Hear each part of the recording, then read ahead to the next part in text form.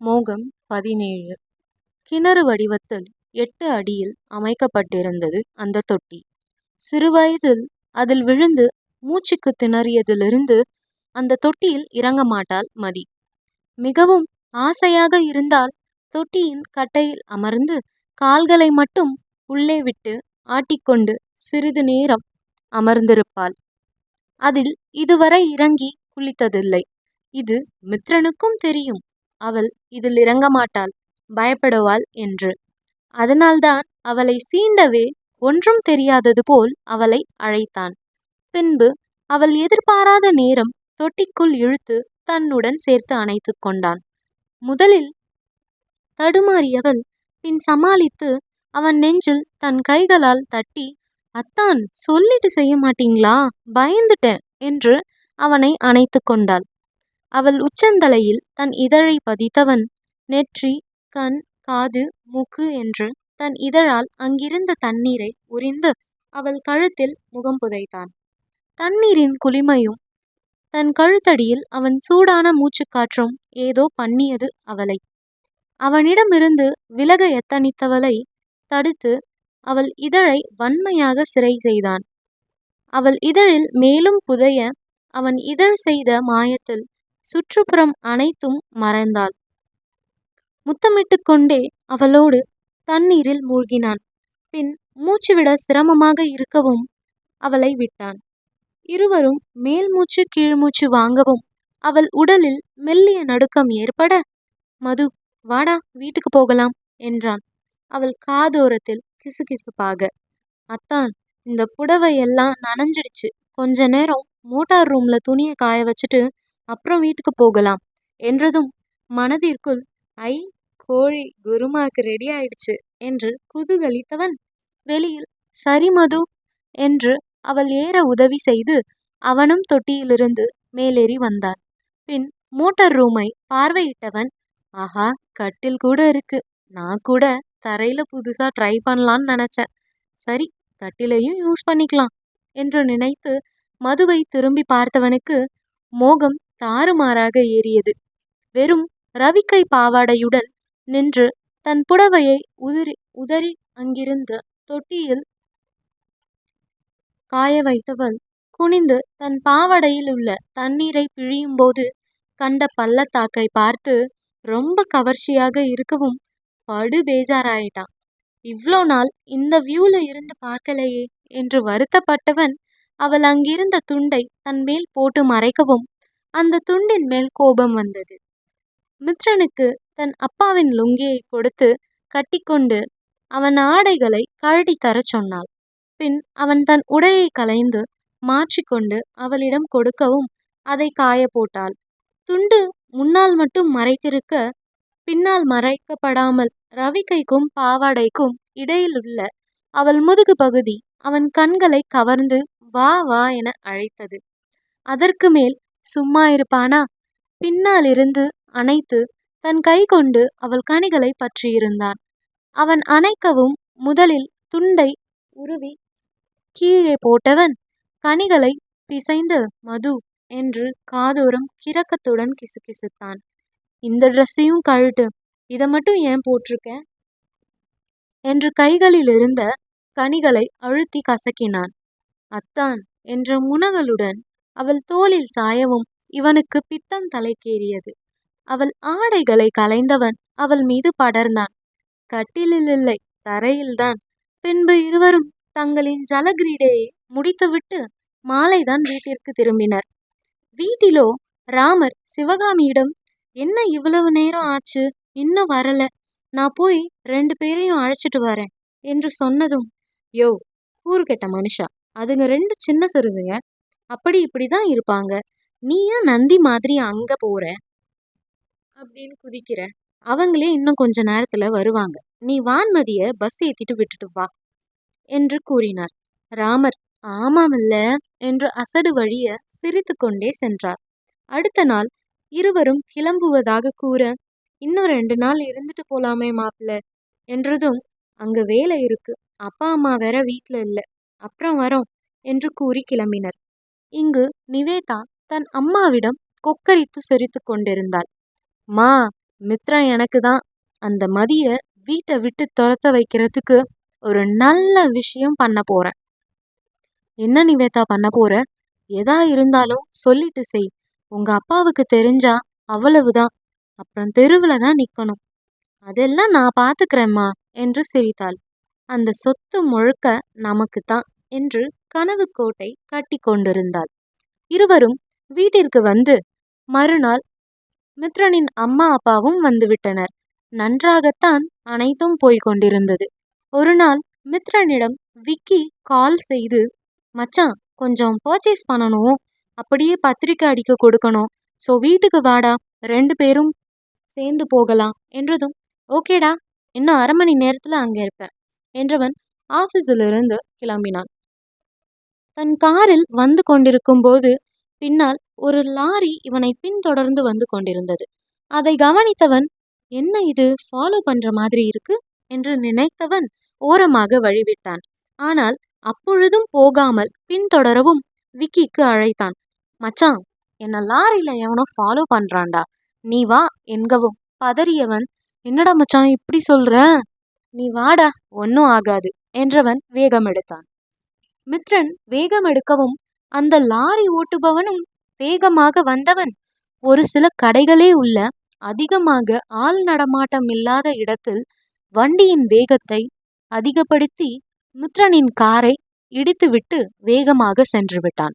அப்பொழுதுதான் விக்கியும் வந்தான். இறங்கி ஓடி வந்தவன் மித்ரனின் கார் கவிழ்ந்து கிடக்கும். மச்சான் என்று கத்தினான். எந்த பதிலும் இல்லை. அங்கு இருந்தவர்களில் ஒருவர் ஆம்புலன்ஸ்க்கு கால் செய்தார். அதற்குள் அங்கு இருந்தவர்களில் சிலர் மித்ரனை வண்டியிலிருந்து வெளியே இழுத்தனர். விக்கிக்கு என்ன செய்வதென்றே தெரியவில்லை. தான் வர சொல்லவில்லை என்றால் வந்திருக்கவே மாட்டான் என்று வருந்தினான். சுயநினைவின்றி பாதி முகம் இரத்தத்தில் குளித்திருந்தது. கைகள் கால்களிலும் இரத்தம் கசிந்து கொண்டிருந்தது. உடனே ஆம்புலன்ஸ் வரவும் ஹாஸ்பிட்டலுக்கு அழைத்துச் சென்றான். அங்கு சென்றதும் தான் மதிக்கு சொல்லவில்லை என்ற நினைவே வந்தது. விக்கி மதுவின் எண்ணிற்கு அழைத்தான். அண்ணா, எப்படி இருக்கீங்க? மது, அருண் ஹாஸ்பிட்டலுக்கு அம்மாவை கூட்டிட்டு வாமா. ஹாஸ்பிட்டல் என்றதும் பதறியவள், என்ன அண்ணா ஆச்சு? ஒண்ணும் இல்லம்மா, சீக்கிரம் அம்மா அப்பாவை கூட்டிட்டு வா, நான் வைக்கிறேன் என்றவன் போனை அணைத்தான். உடனே கீழிறங்கி தன் அத்தையிடம் கூறியவள் காரில் ஏறி உடனே மித்ரனுக்கு அழைத்தாள். நாட் ரீச்சபிள் என்று வரவும் பயத்துடன், அத்தை, அவருக்கு போன் போக மாட்டேங்குது, பயமா இருக்கு அத்தை. சனாவுக்கும் என்ன செய்வதென்று தெரியவில்லை. ஒன்னும் ஆகியிருக்காது மது, கவலைப்படாத என்றார். கிருஷ்ணன் இவர்களுக்கு முன்பே அங்கே இருந்தார். விக்கி தான் அழைத்து கூறினான். விக்கியின் குடும்பமும் அப்பொழுதுதான் வந்தார்கள்.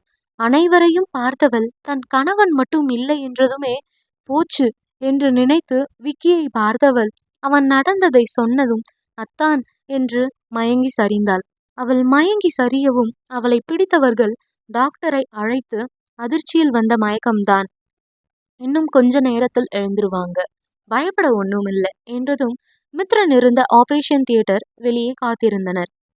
அப்பொழுது வெளியே வந்த டாக்டர், உயிருக்கு ஒன்றும் ஆபத்து இல்லை சார், பட் பிளட் அதிகமாக லாஸ் ஆயிருக்கிறதுனால தலையிலையும் வலது கால்லையும் சின்ன அடி, தென் வலது கை மூட்டில் ஃப்ராக்சர் ஆயிருக்கிறதுனால சர்ஜரி பண்ணியிருக்கோம்.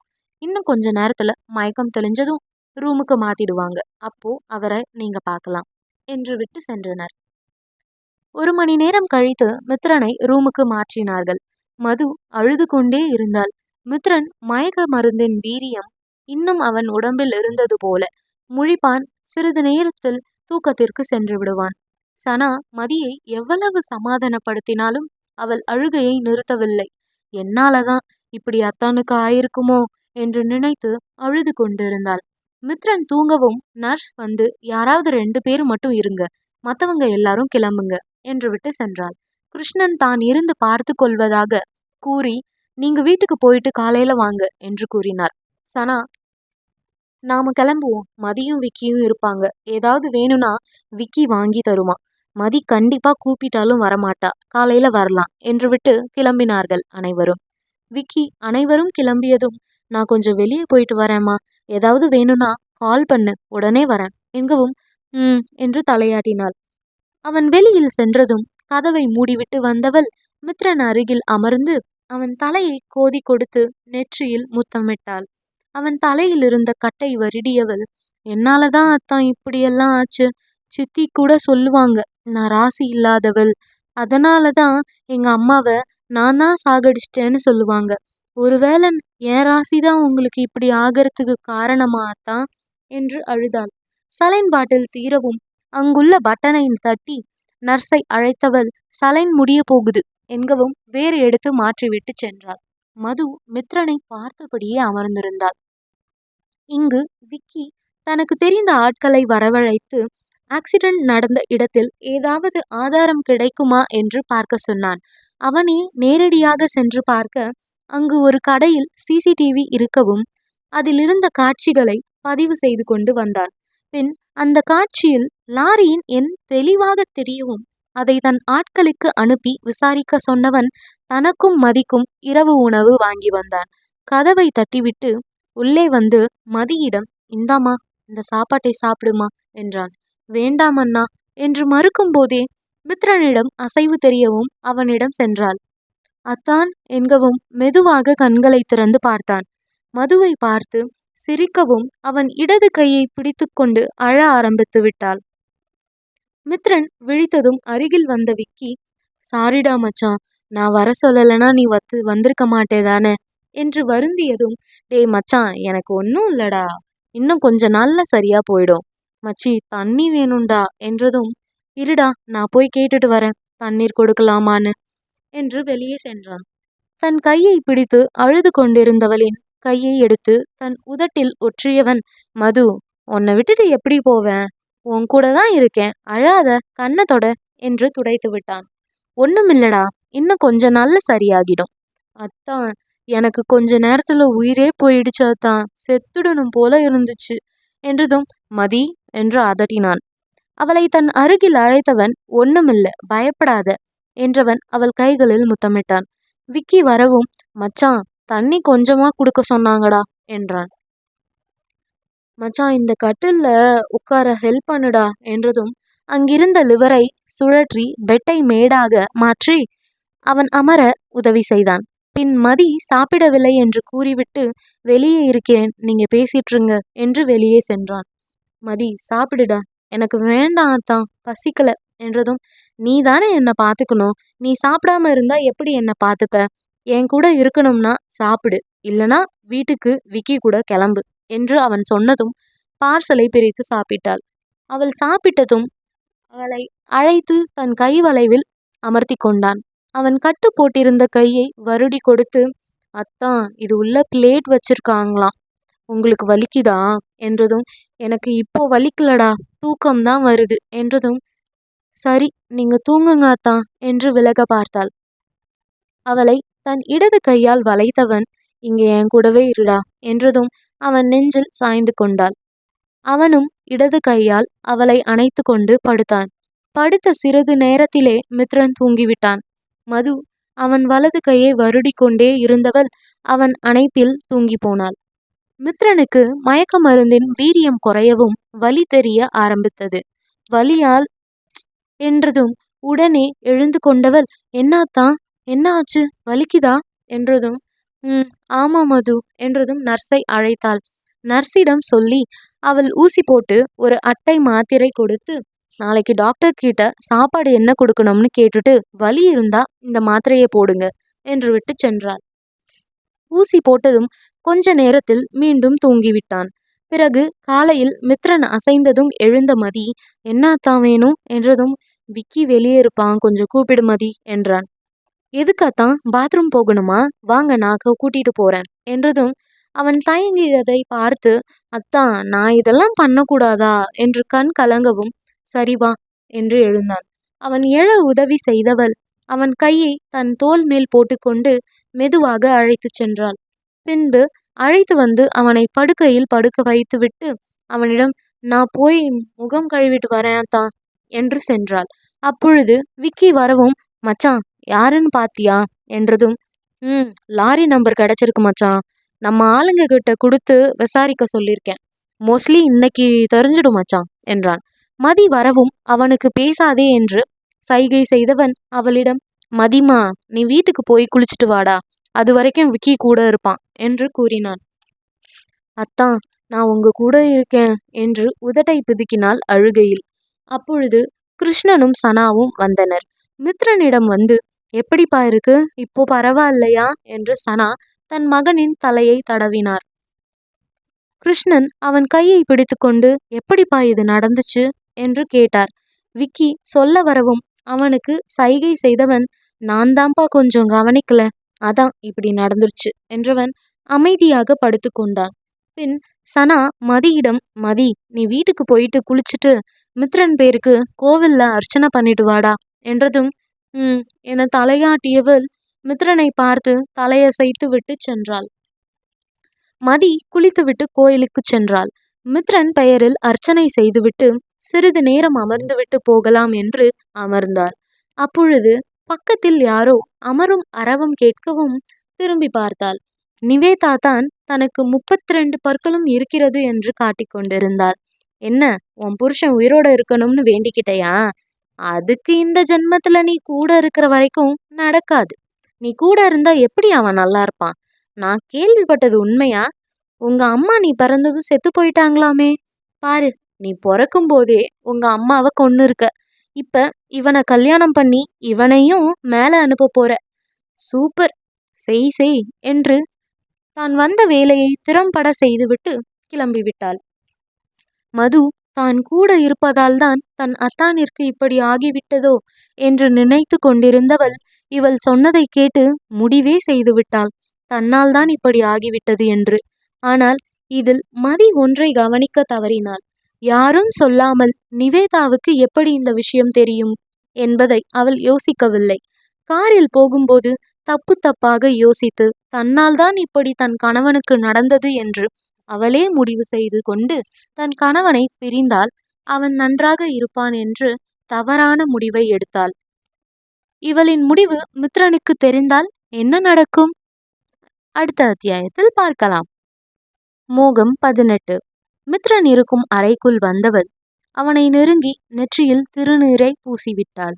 அப்பொழுது டாக்டர் உள்ளே வந்து மித்ரனிடம், பெயின் இருக்கா என்று கேட்டதும், எஸ் டாக்டர், இருக்கு என்றதும், ஓகே, சாப்பிட்டுட்டு பெயின் கில்லர் போடுங்க. கிருஷ்ணனிடம் திரும்பி, சாப்பாடு கொஞ்சம் கம்மியா இன்னைக்கு கொடுங்க, நாளிலிருந்து எப்பொழுதும் போல கொடுக்கலாம். தென் ஒரு 5 days இங்க ஹாஸ்பிட்டல்ல இருக்கட்டும், அப்புறம் வீட்டுக்கு அழைச்சிட்டு போகலாம். 2 வாரம் கழிச்சு தையல் பிரிக்க வாங்க. அதுக்கப்புறம் என்ன பண்ணணும்னு சொல்றேன். கையை அசைக்காதீங்க. எலும்பு 2 துண்டாக உடைந்ததால் பிளேட் வைக்கும்படி ஆகிவிட்டது. நன்றாக எலும்பு சேர 3 மாதங்கள் ஆகும். ஸோ அதுவரையில் கொஞ்சம் கேர்ஃபுல்லா இருங்க என்கவும், டாக்டர், எந்த பிரச்சனையும் இல்லதானே பிளேட் வச்சிருக்கிறதுனால என்று விக்கி கேட்டான். எலும்பு சீக்கிரம் சேரணும், தென் அதற்கு சப்போர்ட்டிற்காக வைத்துள்ளோம். நீங்க விருப்பப்பட்டால் 1 வருடம் கழித்து பிளேட்டை எடுத்து விடலாம், வேறு ஒன்றும் பிரச்சனை இல்லை என்று விட்டு சென்றார். பின் விக்கியின் அம்மா அப்பா மித்ரனை வந்து பார்த்தனர். பின்பு சனா சாப்பாடு எடுத்து வந்து இருக்கவும் மது அவனுக்கு கொஞ்சமாக ஊட்டிவிட்டு, வலி இருந்தா சொல்லுங்க அத்தான், டேப்லெட் போடலாம் என்று கூறினாள். பின் சனாவும் கிருஷ்ணனும் மதியம் உணவு எடுத்து கொண்டு வருவதாக கூறி கிளம்பினர். அப்பொழுது விக்கிக்கு கால் வரவும் எடுத்து பேசினான்.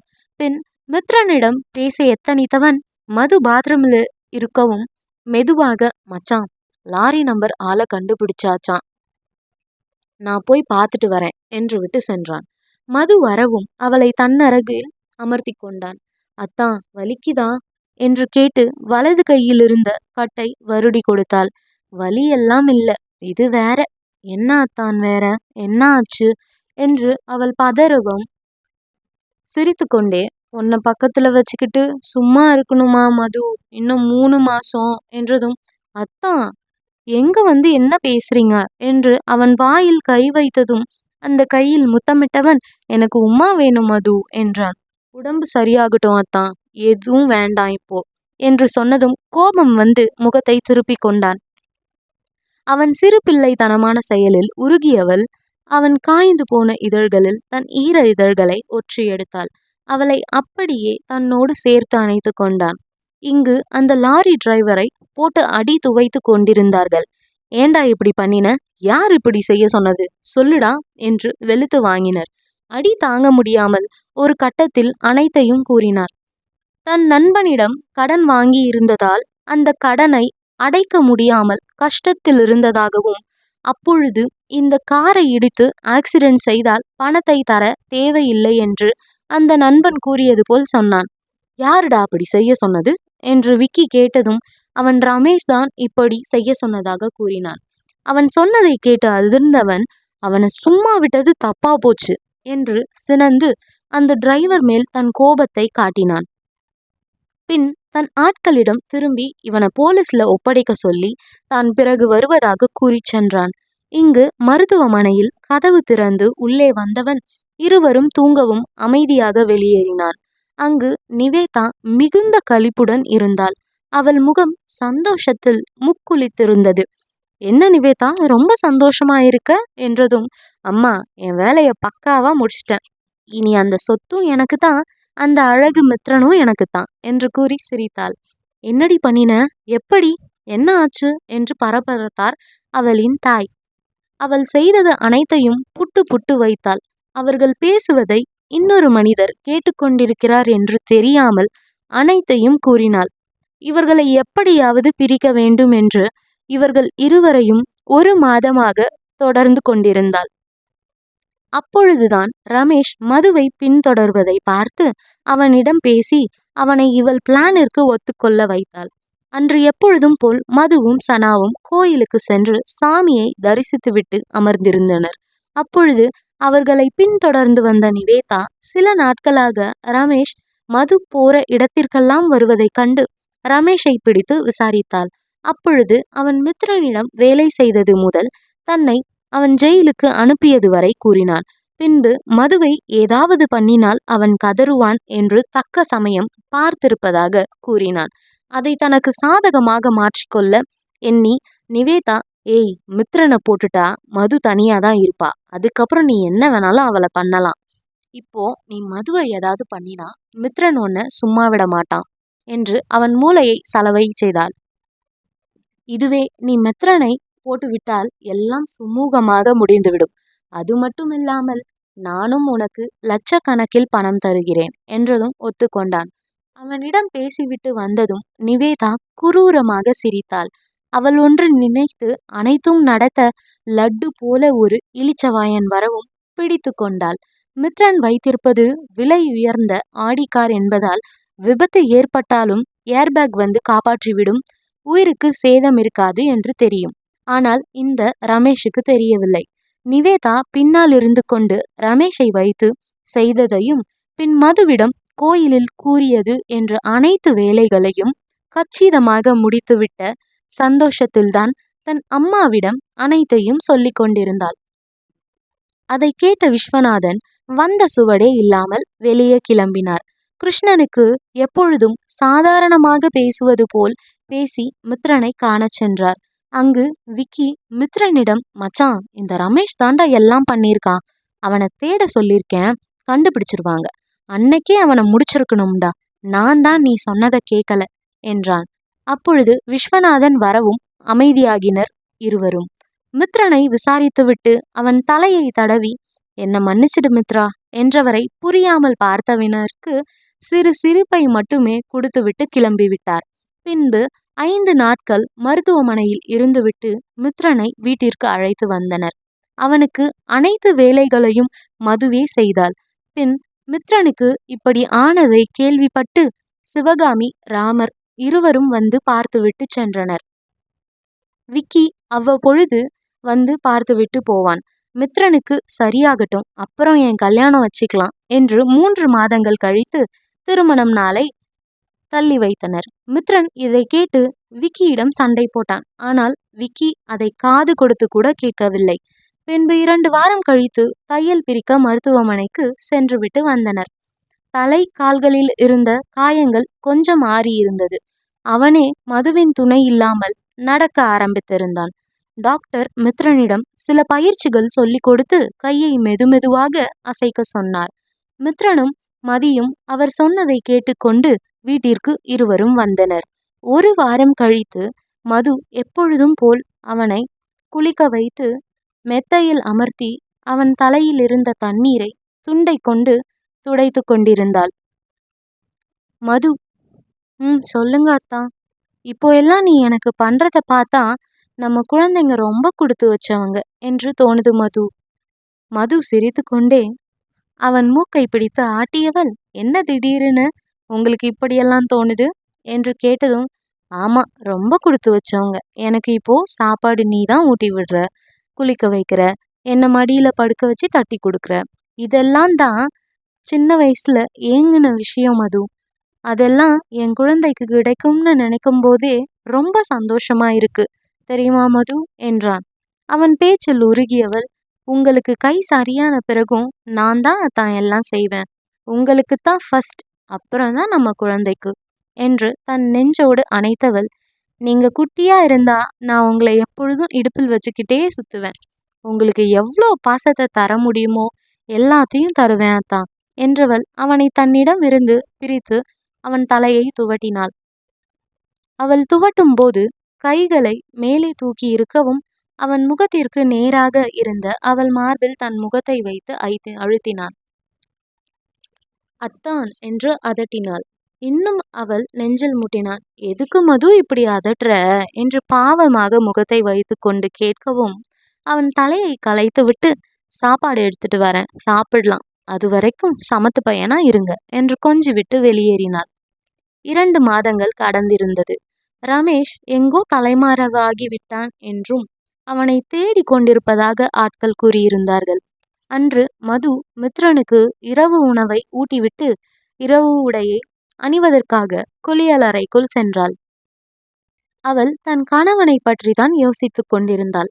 அவன் காலையிலிருந்து அவளிடம் கோபமாக எரிந்து விழுந்து கொண்டிருந்தான். இதுவரை கோபமாக பேசாதவன் ஏன் இப்படி நடந்து கொள்கிறான் என்று தான் யோசித்துக் கொண்டிருந்தாள். மித்ரனோ தன் மதுவை பக்கத்தில் வைத்துக்கொண்டு அவனால் சும்மா இருக்க முடியவில்லை. அவள் நெஞ்சில் முகம் புதைத்தாலோ இல்லை இடையை வருடினால் ஏதாவது காரணம் சொல்லி நகர்ந்து விடுகிறாள்.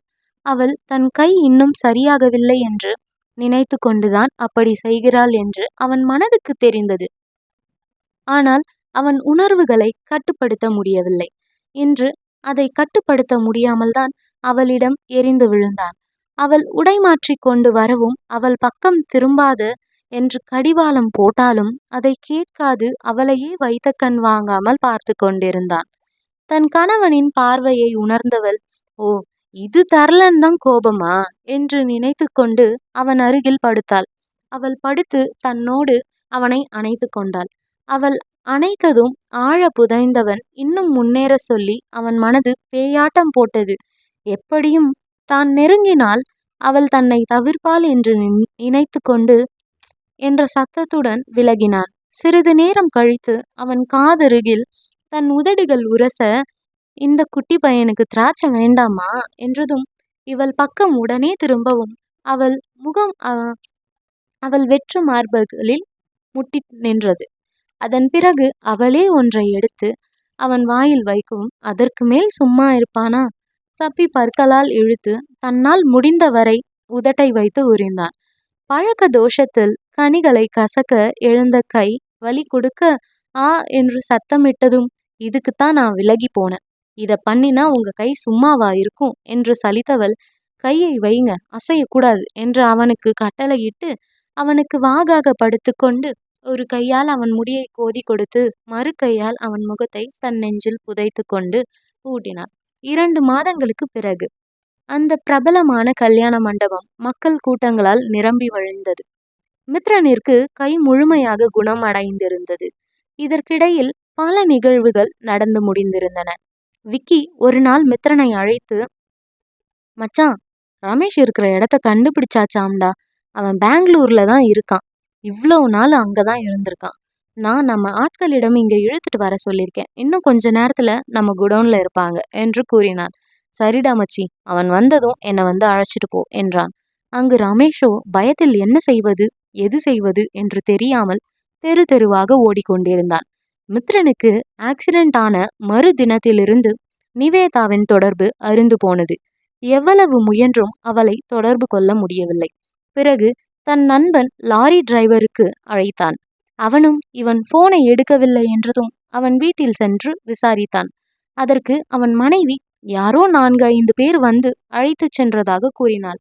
இவன் பயத்துடன் அன்று பெங்களூர் ஓடி வந்தவன்தான். 2 மாதங்கள் யார் கண்ணிலும் படாமல் இருந்தான். ஆனால் கையில் இருந்த பணம் காலியாகிவிட்டதும் ஏடிஎம்மில் பணம் எடுத்து கொண்டு வந்தான். விக்கி இவன் அக்கவுண்டிலிருந்து பணம் எடுக்கப்பட்ட செய்தி வந்ததும் அந்த ஏடிஎம் இருந்த இடத்தை வைத்துதான் அவனை கண்டுபிடித்தனர். விக்கி அவன் அக்கவுண்டை பார்க்கும்போதுதான் தெரிந்தது, அவன் அக்கவுண்டில் 20 லட்சம் ஒரு அக்கவுண்டில் இருந்து டிரான்ஸ்ஃபர் ஆகி இருந்தது. அந்த அக்கவுண்ட் யாருடையது என்று பார்த்தவனுக்கு அதிர்ச்சியாக இருந்தது. உடனே மித்ரனிடம் கூறினான். மச்சி, நிவேதா ரமேஷ்க்கு 20 லட்சம் அனுப்பியிருக்காடா என்றதும் அதை கேட்டு அதிர்ந்தவன் உடனே விஸ்வநாதனை அழைத்தான். மாமா, நிவேதா எங்க என கேட்டதும் சிறிது நேரம் மௌனமாக இருந்தவர், அப்படின்னு யாரையும் எனக்கு தெரியாது மித்ரா, யாரை பற்றியும் என்னிடம் கேட்காதே என்று வைத்து விட்டார். உடனே விக்கிக்கு அழைத்து வரச் சொன்னவன் அவனுடன் விஸ்வநாதனின் அலுவலகத்திற்கு சென்றான். அனுமதி இல்லாமல் தன் அறைக்குள் வந்தவனைக் கண்டு அவன் வரவை எதிர்பார்த்தது போல் அமைதியாக இருக்கையை காட்டி அமரச் சொன்னார். இருக்கையில் அமர்ந்து அவரை கூர்மையுடன் பார்த்தான். என்ன மாமா, உங்க மகள் மேல ரொம்ப பாசம் போல என்று நக்கலாக வினவினான். தலை குனிந்து சிறிது நேரம் அமர்ந்திருந்தவர் அன்று நிவேதா கூறியதையும் பின் நடந்ததையும் கூறினார். அன்று மித்ரனை பார்த்துவிட்டு இரவு வீட்டுக்கு வந்தவர் நிவேதாவிடம் சென்று, இன்னும் 1 மணி நேரத்துல உனக்கு ஃப்ளைட்டு, கிளம்பு என்றதும் அதிர்ந்தவள், நான் ஏன் கிளம்பணும், நான் எங்கேயும் போக மாட்டேன் என்று கத்தினாள். விட்டார் ஒரு அரை கன்னத்தில் பலார் என்று சத்தம் கேட்கவும் வெளியே வந்த அவர் மனைவி, ஏங்க பிள்ளைய அடிக்கிறீங்க என்று தடுத்தவரை தன் இடுப்பில் இருந்த பெல்ட்டை அவிழ்த்து விளாசி விட்டார். ஆத்திரம் தீரும் மட்டும் இருவரையும் அடித்து வெளுத்தவர் இருவர் கத்தின கதறலுக்கும் அவர் செவி சாய்க்கவில்லை. பின் சிறிது நேரம் கழித்து அவர்களை விட்டவர் தன் மனைவியை நோக்கி, பிள்ளைய வளர்த்து வச்சிருக்கா பாரு, அடுத்தவன் உயிரை எடுக்கிற அளவுக்கு, அப்படி என்ன வன்மம், ஏன் நம்ம கிட்ட இல்லாத பணமா, பணத்துக்காக அவனை கல்யாணம் பண்ணணும், அதுவும் ஏற்கனவே கல்யாணமானவனை, உனக்கு உடம்பு கூசல என்று மனைவியில் ஆரம்பித்தவர் மகளிடம் முடித்தார். இன்னும் 1 மணி நேரம்தான் டைம், அதுக்குள்ள ட்ராலியை பேக் பண்ணிட்டு கிளம்பிருக்கணும், அப்படி பண்ணலன்னா உன் அம்மா தெருவுல தான் நிற்கணும், உங்க அம்மா நினைச்சிருந்தா எப்பொழுதோ உன்னை திருத்திருக்கலாம், ஆனா அவளும் உன் கூட சேர்ந்து கொண்டு நீ பண்றதுக்கெல்லாம் பூம் பூம் மாடு மாதிரி தலையாடுறா, பணம் இருந்த தெனாவட்ல தானே 2 பேரும் இப்படி அடுத்தவன் குடும்பத்தை நோண்டுனீங்க, நீங்க இனி ஒவ்வொரு நாளும் வேலை செஞ்சாதான் சாப்பாடு, உன்னை அமெரிக்கா அனுப்பி வைக்கிறது கூத்தடிக்க இல்ல, தனியா இருந்து உன் செலவு எல்லாத்தையும் நீதான் பார்த்துக்கணும், சாப்பாட்டுக்கு கூட பணம் அனுப்ப மாட்டேன், நீ அங்க என்ன வேலை செய்வியோ அதை பற்றி எனக்கு கவலை இல்லை, உன்னை இப்போ அமெரிக்கா அனுப்புறதே நீ உயிரோட இருக்கணும், கண்டிப்பா மித்ரன் கண்டுபிடிச்சிருவான், அதுக்கப்புறம் உன்னை என்னால கூட காப்பாற்ற முடியாது, உங்க 2 பேருக்கும் 2 ஆப்ஷன் தான், ஒன்று நீ அமெரிக்கா கிளம்பணும், இல்ல இப்போவே இந்த நிமிஷமே வீட்டை விட்டு 2 பேரும் கிளம்புங்க என்று உருமியதும் இருவரும் என்ன செய்வது என்று முழித்தனர். தன் மனைவியை நோக்கி திரும்பியவர், உன்னை சும்மா விடுவேன்னு நினைக்காத, எல்லாத்துக்கும் காரணமே நீதான், இனி இந்த வீட்டுல எந்த வேலைக்காரங்களும் வேலை செய்ய வரமாட்டாங்க, வீட்டு வேலையிலிருந்து தோட்டத்து வேலை வரைக்கும் எல்லாம் நீதான் செய்யணும் என்றதும் ஜந்துக்கு வயிறில் பயபந்து உருண்டது. இதை அனைத்தையும் மித்ரனிடம் கூறியவர், அவங்க 2 பேரும் பண்ணினதுக்கு நான் மன்னிப்பு கேட்டுக்கிறேன் மித்ரா, அவங்கள மன்னிச்சிருப்பா, இந்த முடிவு கூட என்னோட சுயநலம்தான் காரணம், எனக்கு இருக்கிறது ஒரே பொண்ணு, அதனால்தான் இப்படி பண்ணினேன், உன்னால் இப்போ கூட அவங்கள கண்டுபிடிக்க முடியும், எனக்காக அவளை விட்டுடு மித்ரா என்று கையை பிடித்து மன்றாடினார்.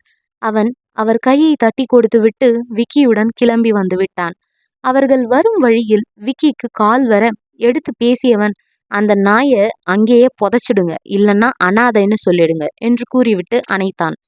கூட்டிட்டு வரும்போது தப்பி ஓடிருக்காமச்சே, ஓடும்போது சைட்ல வந்த லாரியை பார்க்கல போல, ஆள் அவுட்டு ஸ்பாட்லேயே, அதான் கால் பண்ணி சொல்றாங்க என்றதும் சிரித்தவன், கடவுளே தண்டனை கொடுத்துட்டார் போல, எத்தனை பெண்களை ஏமாற்றி இருப்பான், அதான் அவங்க சாபம் எல்லாம் ஒன்னா சேர்ந்து கொண்டுட்டு போயிடுச்சு என்றவன் இனி எந்த பிரச்சனையும் இல்லை என்றுதான் நினைத்தான். ஆனால் மதுவோ முட்டாள்தனமாக யோசித்து தன்னையும் வதைப்பாள் என்று அவன் கனவிலும் நினைக்கவில்லை. இன்று மணமகன் அறையில் இருந்து கொண்டு மித்ரன் மதுவுக்கு அழைத்து அந்த அறைக்கு வர சொன்னான். இவள் வந்ததும் விக்கி வேட்டி சட்டையில் புது மாப்பிள்ளைக்குரிய அத்தனை கம்பீரத்துடனும் அமர்ந்திருந்தான். பக்கத்திலே மித்ரன் இவள் வந்ததும் சிரித்து கொண்டே, மது இங்க வாயேன் என்றவன் அவள் அருகில் வந்ததும் அவள் கையை எடுத்து தன் இடுப்பில் வைத்தான். அவன் இப்படி செய்வான் என்று அவளுக்கு எப்படி தெரியும்? விக்கி ஆவென்று வாயை பிளந்து பார்த்து கொண்டிருக்க, இவள் வெடுக்கென கையை எடுத்துக்கொண்டு மித்ரனை கண்டு முறைத்தாள். அவள் கையை பட்டென்று எடுத்ததும், மது வேட்டி அவிழ்ந்துருமோன்னு பயமா இருக்குடி என்று ஒன்னும் தெரியாதவன் போல் கூறினான். விக்கி உடனே, டேய் வேண்டாம்.